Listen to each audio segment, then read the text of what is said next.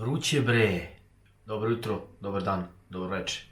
Pošto ne znam u kojem vremenu pratite ovu epizodu, ne znam da li ćemo prvu epizodu da nazovemo ono što ste imali priliku da vidite na ovom kanalu, Mitsubishi Eclipse, kupovina istog, ili ovo može da bude oficijalni uvod, ako je ono prva epizoda, ili obrnuto, neko ono bude oficijalni uvod, a ovo prva epizoda.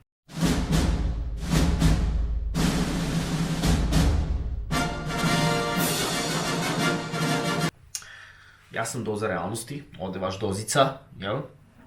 O čemu se radi? Radi se o tome da želim jednostavno da... Ja sam uvek bio tu nekako, od davnih dana, od kad sam imao 18. Uvek sam bio tu, snimao sam se za YouTube, radio sam muziku, imao sam svoj muzički studio u Novom Sadu.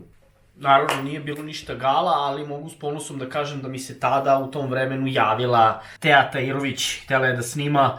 Naravno, tad nije znala da peva, pa smo se smijali njenom audiju, to jest demo snimku koji je poslala. To nije bio demo, snimala se na telefonu, tadašnji telefoni, možete da zamislite. A skoro sam prao zube, pa mi je ukus malo.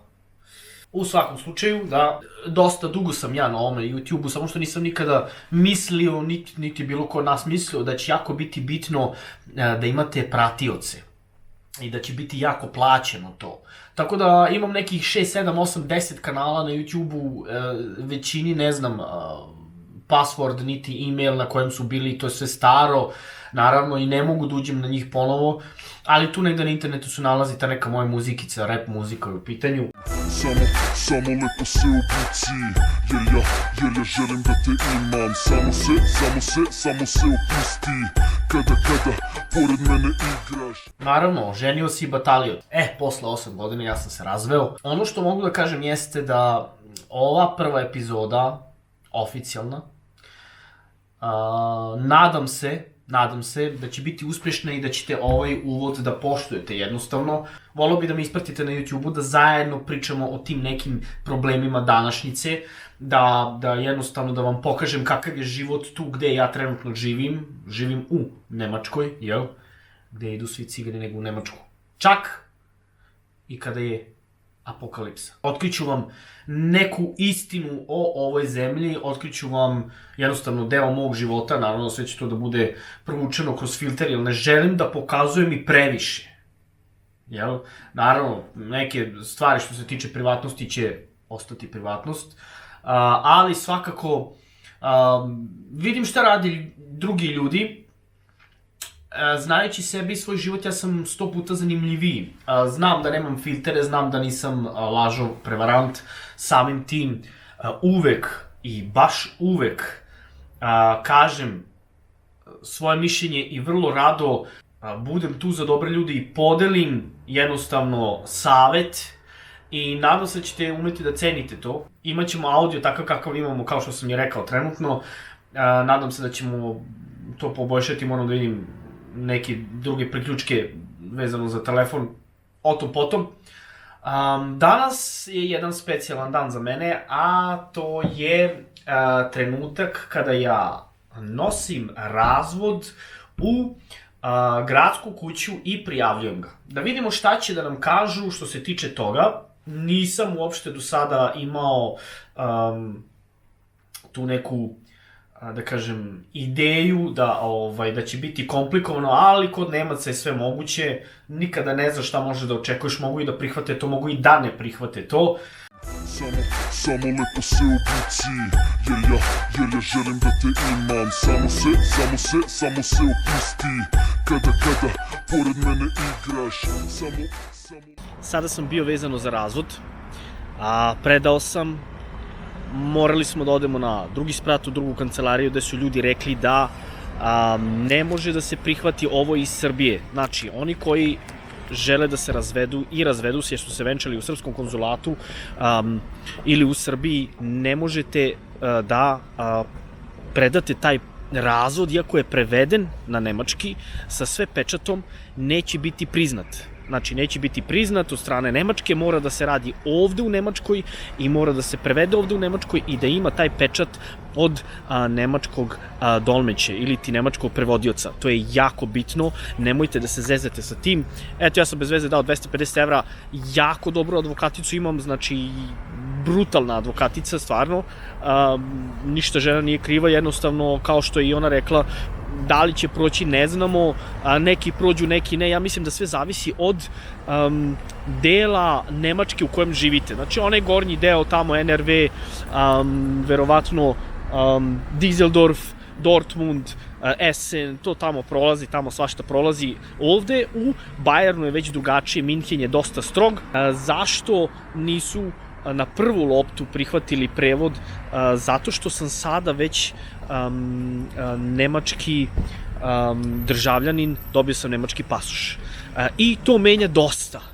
Znači, ovi koji i dalje imaju srpski pasoš, verovatno će proći kod vas, ali kod mene ne prolazi zato što, eto, jednostavno imam nemački pasoš i nisu prihvatili to zbog toga što sam sad kao Nemac, jel? Baš ličim.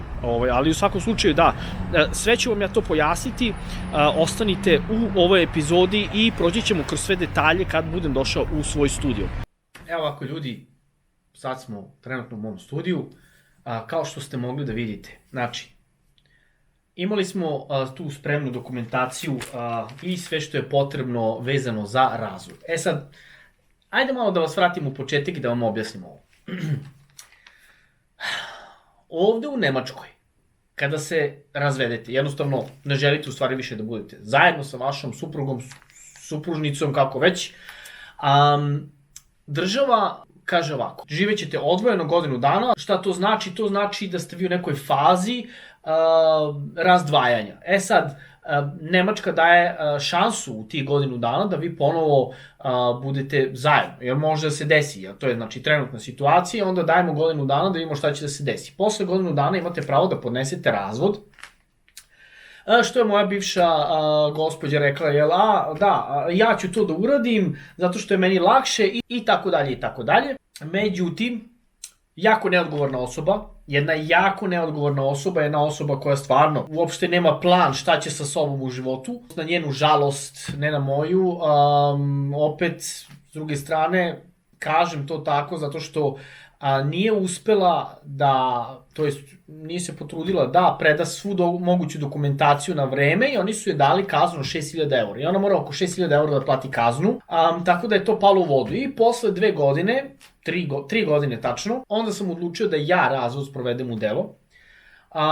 Uzeo sam advokaticu, pošto smo bili venčani u srpskom konzulatu, to je sve bilo moguće učiniti u Srbiji. Znači, ne ovde u Nemačkoj, ona je to podnela preko nemačke vlade, ali mi smo venčani u srpskom konzulatu bili, samim tim moguće je tako nešto uraditi onda u Srbiji, to je završiti taj razvod, jel? Kao što sam i rekao, tada sam imao srpsko državljanstvo. Imam ga i sad, ali tad sam imao samo srpsko državljanstvo. Predao sam za razvod, razvod je bio gotovo u 2 do 3 meseca, koštao me oko nekih 300 €, gde sam ja zatim zatražio prevod sa pečatom i sve to što ide uz to od moje advokatice koja je to ekstremno brzo završila sve, svaka je čast, ja sam stvarno zadovoljan i ona mi i dalje rešava ove neke stvari, stvarno dobra, brza, učinkovita gospođa, radi svoj posao kako treba.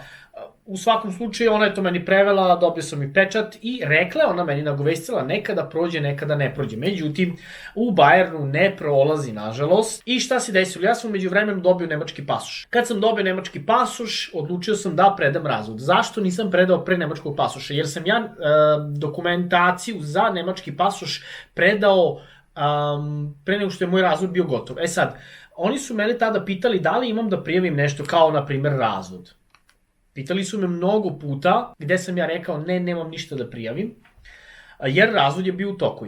Međutim, razvod se završio, ja sam dobio nemački pasoš i bio sam da podignem taj neki kao njihov izvod iz matične knjige rođenih. Ne rođenih, nego upisanih, nisam rođen u Nemačkoj, gde me ponovo pitaju da li imate nešto da prijavite.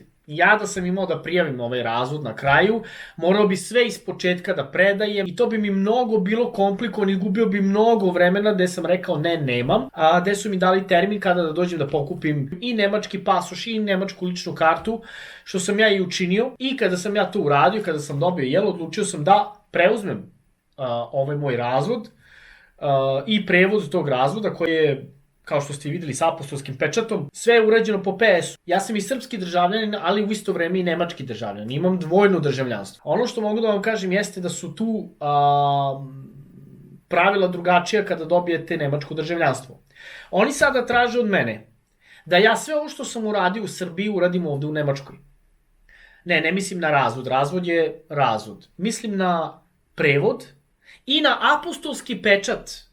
Iako je prevedeno u Nemačkoj. Za to im treba izvod iz matične knjige venčanih, treba im poslednja platna lista i treba im pasoš. Naravno, ja sam ovaj prevod platio 250 €. Ovaj nemački prevod ne znam koliko će da me košta, tako da update je u toku.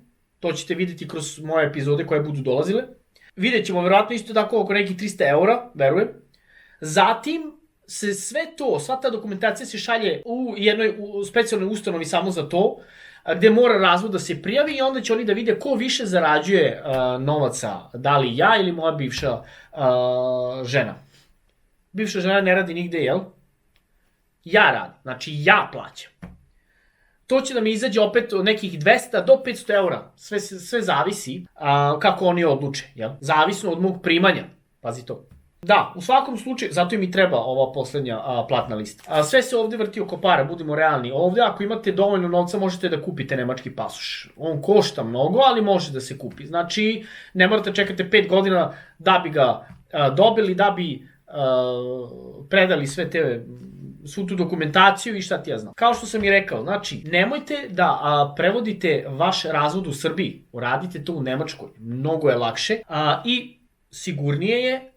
Kao što sam i rekao, eto, bez veze sam bacio 250 €, barem smo probali, sada imamo informaciju više i vi, a i ja. Tako da, ako imate neka pitanja, slobodno ostavite u komentaru dole. Kao što sam i rekao, sa svakom epizodom se mi upoznajemo malo bolje. Želim da budem jedan iskren, dobar i zanimljiv YouTuber. Ova godina mi je bila mnogo teška. 2025. i 2024.